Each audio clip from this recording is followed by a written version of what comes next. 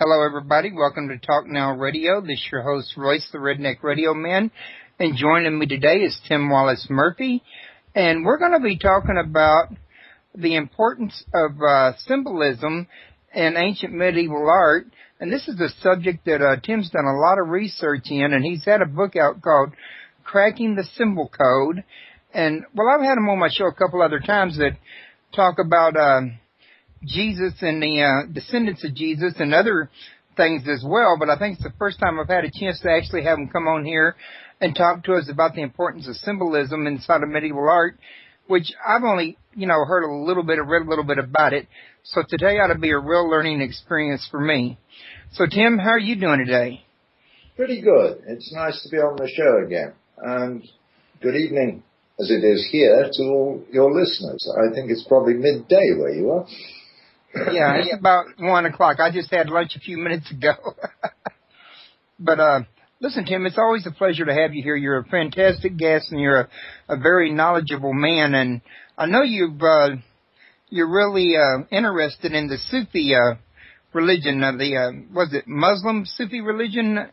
It's not Sufism is not a religion. Okay. It's a spiritual path. In fact, it is many spiritual paths. Okay, well, I'm glad you got that cleared up for me. Sufi traditions that there are Protestant sects, so it can get quite confusing. But the particular tradition that I study most is the Mavlevi, which are known in the West as the whirling dervishes. And the other name for their spiritual path is the path of love, compassion, and service. So you more or less do it with the path that most mirrored what was important to you. Yeah, very much so. All spiritual paths of whatever origin, doesn't matter what culture they come from, require the attainment of the same qualities: humility, service, and love of God. And they all lead to exactly the same place. Right. And when you practice one for any reasonable length of time, you stop believing in God because you know that God is there. And knowledge is certainty. It's an absolute. And the name of the game then is to subdue your ego and serve other people. Okay. Well, we're fixing to get to the cracking the symbol code, but you just said something I wanted to enhance on real quick before we do. And that's when you made mention of the fact about you stopped believing in God because you now know that He's there. I found that an interesting point for you to make because I was brought up under Pentecostal, Baptist, Catholicism, and all other sorts of religions. And the one thing that was recurring in all of them is they always want to know, do you believe in God? Not whether or not you know God. So I thought that was a very interesting point you just made. Well, there's a difference between spirituality and religion. And a colleague of mine asked a Jesuit priest a long time ago, what is the difference? And the priest responded with the following answer. He said, well, son, to explain that, I've got to tell you a little story. Spirituality is symbolized by a fresh spring water that arises naturally at the top of the mountain. And that water represents God's love for all of creation. And under God's wonderful gift of gravity, it trickles down the mountainside and sustains and strengthens and refreshes everything that it touches. Now, religion is something else again. That's the well-intentioned man-made plumbing, which usually makes the water go uphill where it shouldn't go, and will often as not whistle it past your ass without the benefit of a tap. Being man-made, it always pollutes the water. So if you've any doubts, my son, go back to the spring. And that's what people have been doing since the very beginning of time. And our very earliest symbolism, spiritual symbolism, are among the earliest archaeological artifacts known to mankind. They're the cave paintings at places like Lascaux, Altamira, or in the Ariège in France, one of which displays a man in shamanistic costume. Now, shamanism is the forerunner of religion. Colin Wilson described that in every culture, every tribe, there are a small group of people, maybe 3%, which he called the few. And these are the people who knew they had spiritual gifts and sought means to improve and enhance them. And these became the shamans of religion, shamans of tribal culture, when we were hunter-gatherers, and later on became the hereditary priests of emerging religions. And of course, shamanism is alive and well today, in Africa, in Asia, and of course, in North America. What most North American people fail to realize is they're sitting cheek by jowl with one of the richest series of spiritual traditions known to mankind. And it's a pity more of them don't study it amongst the Native American people. Yeah, that's true. I wanted to, though, go into more detail with you about your book you wrote here a while back. I never have got a chance to read it yet, but it is a very interesting, stunning book. Because I've read a little bit online about symbolism in ancient art, and your book about cracking the code in it. Can you tell us a little something about what this book is about and what it covers? It traces the history of spiritual symbolism from mankind's earliest origins right up to today. And it needs to be told here that the great 20th century mystic Rudolf Steiner claimed that symbolism can be interpreted in any one of up to 9 different levels, depending on the development of the person who's viewing it. Now, I can try and explain symbolism until I'm blue in the face, and that will help people to look a little deeper. But symbolism is not there to be explained. It's there to be experienced. And the trick is, with modern technology, from the comfort of your own home, you can flash out pictures of symbolism from every spiritual culture in the world and every religious culture in the world. And the trick is to just put them on your screen and sit in front of them meditatively and see what happens, see what they do for you. Because they communicate at a level that is beyond speech and beyond explanation. Well, yeah, I know that I've read and heard tell that you can actually retain more or get more from symbolism than you can actual speech. Oh, yes, much more, infinitely more. And we have the symbolism of the ages at our fingertips if we need it. I mean, starting off with the shamans,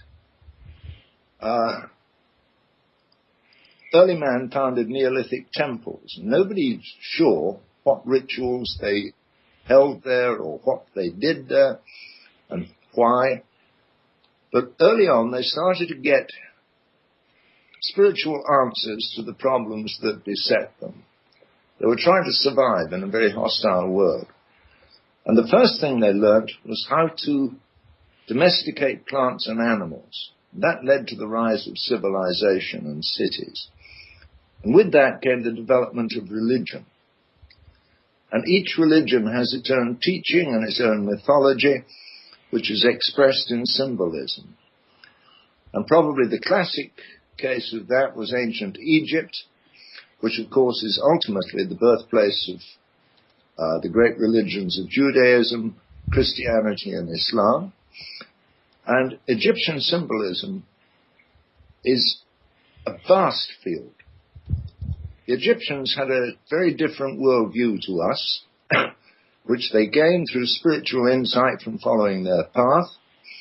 And the priests and pharaohs who were the main movers in this, yes, they had the privileges of rank and money and power, but the secrets they learned from their spiritual search were for the benefit of the entire country. And they achieved levels of brain surgery, for example, that we are only just beginning to replicate. They did wonders in architecture. They developed an understanding of astrology or astronomy, which is very closely akin to our own. So the spiritual path can be an immensely productive and rewarding process. But it's all to do with service. And serving the needs of other people is what it's all about. But at some point, there was some kind of a branch off between spiritualism and materialism, wasn't there? And one became religion and one remained spiritualism, in other words? Don't use the term spiritualism. Okay. Use spirituality. There's a very big difference. Spiritualism is a modern phenomenon. It's only about 150 years old, and it's all about contacting the souls of the dead. And that idea, frankly, leaves me cold. Spirituality is a way of deepening your conscious contact with God, whichever name you care to call him, and learning to submit yourself to the divine will. Okay, I was always under the impression they were the same thing, so I didn't know. No, but very, very different. Very different. But at any rate, there was a split off between the two, and one went on to become more of a religious, while the other one followed more of the spirituality. If I understood what I've read in the past, is that correct? That has become the case, but it was not always so. There was a very great teacher about 800 years ago, a wonderful man known as the Mevlana, otherwise known as Jalaluddin Rumi. And he said there is a pathway which is the foundation for all the great faiths, which pervades each one of them and rises above them all. And that is the pathway of love. And it's important to remember that. Because when you say, I'm a Catholic, or a Buddhist, or a Baptist, or a Mormon, or a Muslim, you're actually making a statement which separates you from the rest of mankind, the vast majority of mankind. But when you follow the spiritual pathway that is or should be at the heart of your religion, you're uniting yourself with the entire world. Because that pathway only leads to 2 or 3 objectives. Recognizing the universal brotherhood of all mankind under the fatherhood of God, love and compassion, and service to the needs of those less fortunate than yourself. Which you don't see a lot of that going on in the world today. And then what you do see going on in a lot of cases is just for show. It's just for show, or worse yet, religious differences can be exploited by people for political reasons and used to divide instead of unite. Which we've seen a lot of that happening through the early medieval ages, which brings us back to your book. Didn't it become necessary at some point for followers of spirituality to actually embed this message into the art in order to keep it alive? Yes, because the original Christian church, the Catholic Church, was more of a vehicle of political control than it was a carrier of spirituality. The spirituality is still there if you dig deep enough, but it was all about control.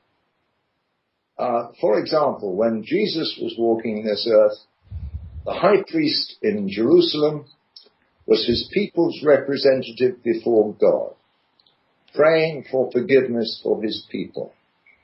Once Christianity became established as the dominant faith in Europe, the Pope became God's representative towards the people and tried to impose his will on everybody. Peasant and pauper, noble, king, emperor, they all had to submit to the Pope. And the Church did not allow any discussion or any practice of any other religion other than their own. If you disagreed with them, you were invited along to the next church barbecue, only you were on the menu. So you learned to keep your mouth shut. Now, the only people with any wealth who could fund artwork were, of course, the church. So the people of the hidden streams of spirituality learned to encode their messages in church art. And it's still there for us to this day. Now, I noticed that one of the things that they've been said that they embedded into church art that I've read about on the internet and I've seen pictures of was pictures of Mary Magdalene with Jesus with her belly being pregnant that was supposed to signify that she was with child and married to Jesus, but it was put in like a big stained glass window in one of the churches. I forget which one. Was that one of the things they were trying to, convey along the lines for future generations? Oh, yes. They were conveying several messages. First of all, the hidden streams of spirituality who claimed descent from the 24 high priests of Jerusalem, which included Jesus' family, they were pushing the message that Jesus did not come to redeem us from sin. That was an idea which was blasphemous to the Jews. He came to reveal a pathway of spirituality. He came to reveal, not to redeem. Secondly, he was a human being like everybody else, a particularly gifted one, probably the most supremely gifted spiritual teacher that's ever walked this earth. And it was the pathway that was important because we could follow it, if only we knew how. And the triggers as to how to find this pathway is encoded in church art, under the very noses of the people who were trying to suppress it. Only they didn't know what they were looking at. They didn't decipher it. Right. They couldn't decipher it. They were not party to it. And this is why knowledge of the fact that Jesus had a family and has descendants has been current in Europe for over about 2,000 years. Outside Catholic Europe, it was virtually unknown. Most of the English-speaking Protestant sects had no idea about this. And it was also, the symbolism was used to refute some of the more ridiculous doctrines in Christianity, such as the Holy Trinity. There is but one God. And it doesn't matter what name you call it. What matters is that you seek God and strive to obey Him. Now, the way I understood it was the Trinity of God was something that was really devised by the Council in Nicaea some 300 years after 360 years, I think it was, or so, after the death of Jesus, and that it was really about turning Jesus into a God-man when he was really never was a God-man. Yeah, he never claimed to be. Even in the New Testament, which is not the most reliable document we've ever seen, as a source of spiritual inspiration, it is marvelous, but as a piece of history, it's a load of crap. It was written by people who were not Jews, who didn't fully realize what it meant for Jesus as a Jew to be teaching other Jews, or what he was trying to achieve, and they had no knowledge of Jewish practice and beliefs. So some crazy ideas came in. Now, you know Jewish kosher law. Animals must be killed in such a manner that blood is drained from them. Right. Right, okay. You can't touch blood. Now, if Jesus had turned around and said, drink this, this is my blood, he'd have been stoned to death for blasphemy. Nowhere in the New Testament, flawed and all as it is, does Jesus claim to be either God or the Son of God. The only title he lays claim to is Son of Man, which has a particular spiritual meaning. Yeah, I've heard something about to the people back in the days of Jesus, and actually further back than that, like during the days of Elijah and Elisha, it had a particular meaning, and that it not only applied to Jesus, but it also applied to Elijah and Elisha, I think it was, as well, but it designates a spiritual path or something, didn't it? Yeah, it did indeed, and it's a very ancient one which traces its original roots back to Egypt. Came through Egypt into Judaism as it developed, and crept into Christianity, albeit below the surface in a hidden manner, and it's still very much alive today. Now, is it not the one that's still very much alive in the path that you're following and other paths like it? Oh, yes, it is. And here's another thing. There are many spiritual paths, and people get confused, and they often ask me which one should they follow. To which the short answer is, how the hell do I know? I don't know the person. I don't know their weaknesses or their strengths. And who am I to choose for them? Because seeking a spiritual path and making a decision to follow it is part of the spiritually transformative process. Now, there was a lady friend of mine who's, thank God, still alive. Wonderful lady. She was an American called Elena Viva. She now lives in Spain. And when she was younger, she did a PhD thesis in anthropology.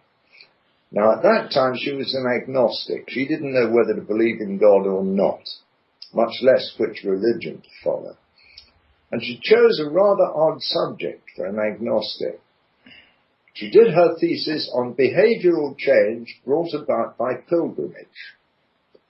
And she walked the Camino Santiago, the pilgrimage trail across from France to Santiago de Compostela in Spain, several times, interviewing pilgrims as she went. And this became the basis of her thesis. And in her thesis, she recounts that she met an elderly gentleman at the Cathedral of Leon and said, "Are you on the Camino Santiago?"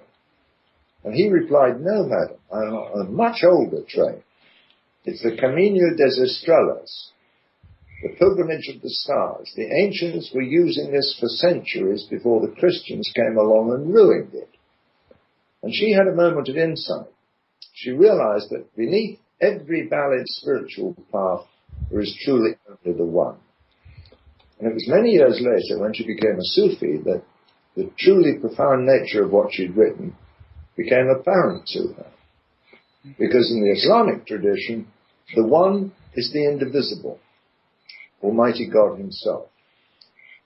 So it matters little to me if somebody follows the Kabbalah, which is from the Jewish tradition, one of the Sufi paths from Islam, or any of the Christian mystical paths, the Eightfold Path of Buddhism, or the traditions from the Hindu religion, because they're all going to lead to the same place. They're all going to require the development of the same abilities. You choose the one that is the most comfortable for you, and you follow it with patience and persistence, and you will gain sacred knowledge and insight which cannot be given to you by another human being.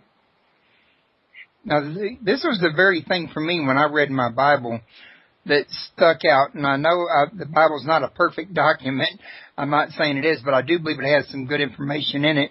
And one of the things that Jesus was asking at one point was he asked his disciples, "Who do you say that I am?"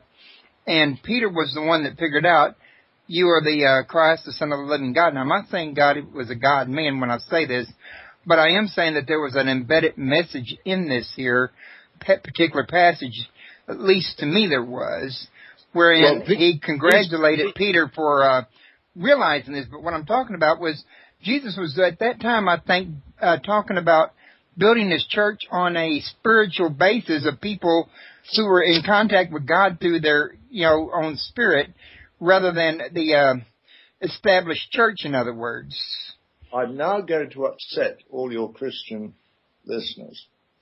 Jesus would never have said anything of the sort. Oh, really? Yes. Don't forget, the New Testament was written not merely between 40 and 100 years after his death.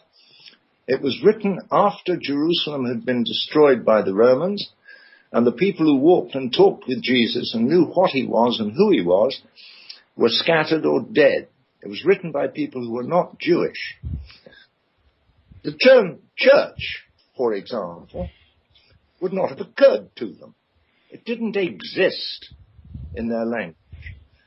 Secondly, he would never have claimed or congratulated anybody in calling him the Son of God. And Peter, as a devout Jew, would not have used that term. The New Testament, like the rest of the Bible, was written for political reasons at different times. for people whose viewpoint had changed very dramatically from the time of Jesus, and they had their own axe to grind. They were mainly followers of a man called St. Paul, who was a Roman agent, a relative of King Herod, and to check that out, just read his own epistles, and it was written for political reasons. Paul was the first one to put forward the idea that Jesus was God. He refers to him as his Savior. None of Jesus' followers would have believed this. Well, that's very interesting, Tim. Jesus' followers existed for a long time after that, for about 150 years after Jesus, and they were known as the Ebionim. And they were castigated by a leading church bishop, Irenaeus of Lyon, in the 3rd century, because these people did not believe Jesus was God and did not subscribe to church doctrine. And in fact, Irenaeus made a rather contradictory statement. Now remember, Irenaeus was a Catholic bishop. He believed Jesus was God and all the rest of it. And yet he said, it's a pity that when Jesus was on earth, he led the wrong flock. Now think about it. As far as Irenaeus is concerned, Jesus was God and incapable of making mistakes. So how could he have led the wrong flock? Let's get real. Jesus' teaching was embedded to a large extent in early Christian doctrine, but with a lot of overlay that originated in other religions and other cultures. To the Romans, the idea that a human being could be God was nothing strange. Most of their Caesars were spoken of as gods. Most of the Christian feasts that are celebrated today were stolen from other religions. The idea that Jesus will come again to judge the living and the dead was a direct pinch from the Mithraic cult of Sol Invictus. All of these things are not original. What is original is the central core, which Jesus was asked, what do I do to be saved? And we know the report on his answer is true because it's a direct quote from Jewish scripture of 600 years before his time. He said, honor the Lord thy God with all thy heart and all thy might, and love thy neighbor as thyself. Therein hangeth the law and the prophets. Pure biblical Judaism. And that's just as important today as it was then. And let's face it, anybody who tries to live up to that, irrespective of whatever religion they might claim to follow, they're doing their level best to follow God's will. Well, that's what I'm glad about talking to you every so often here on my show, because you got so much knowledge that I don't have. And like I said a few minutes ago, I knew the Bible wasn't exactly a perfect creation there, and I had doubts about the story of the Virgin Mary, for example, just to list one. But I had always thought that that was an accurate passage until now.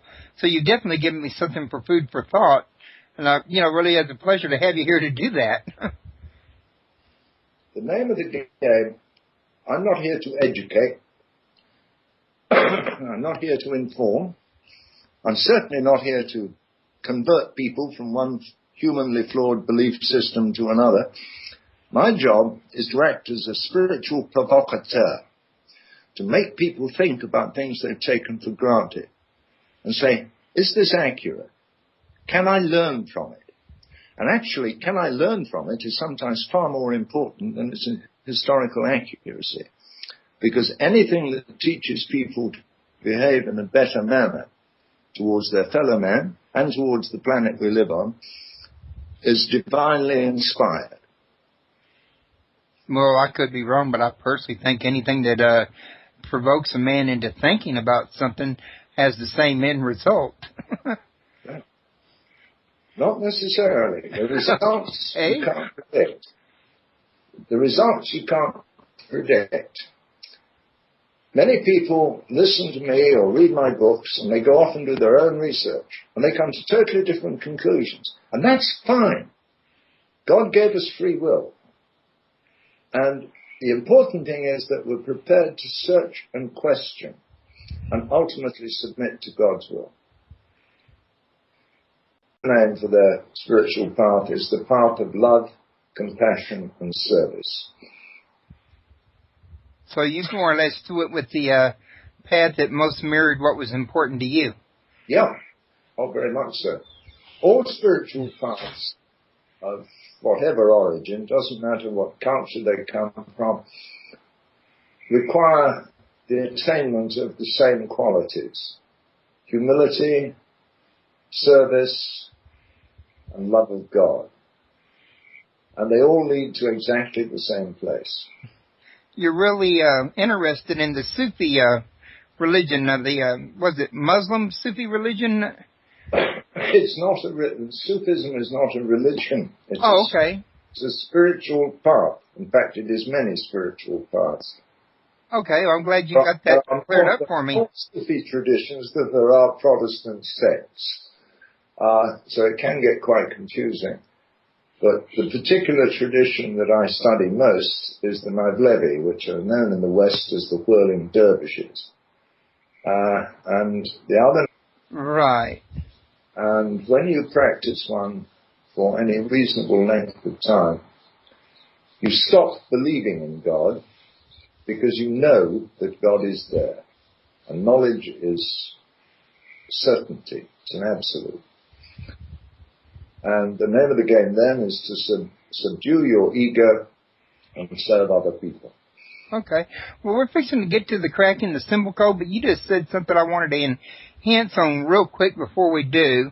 And that's when you made mention of the fact about you stopped believing in God and talked to us about the importance of symbolism inside of medieval art, which I've only, heard a little bit, read a little bit about it. So today ought to be a real learning experience for me. So, Tim, how are you doing today? Pretty good. It's nice to be on the show again. And good evening, as it is here, to all your listeners. I think it's probably midday where you are. Yeah, it's about 1 o'clock. I just had lunch a few minutes ago. But listen, Tim, it's always a pleasure to have you here. You're a fantastic guest, and you're a very knowledgeable man. And I know you've... Hello, everybody. Welcome to Talk Now Radio. This is your host, Royce, the Redneck Radio Man. And joining me today is Tim Wallace Murphy. And we're going to be talking about the importance of symbolism in ancient medieval art. And this is a subject that Tim's done a lot of research in, and he's had a book out called Cracking the Symbol Code. And, well, I've had him on my show a couple other times that talk about Jesus and the descendants of Jesus and other things as well, but I think it's the first time I've had a chance to actually have him come on here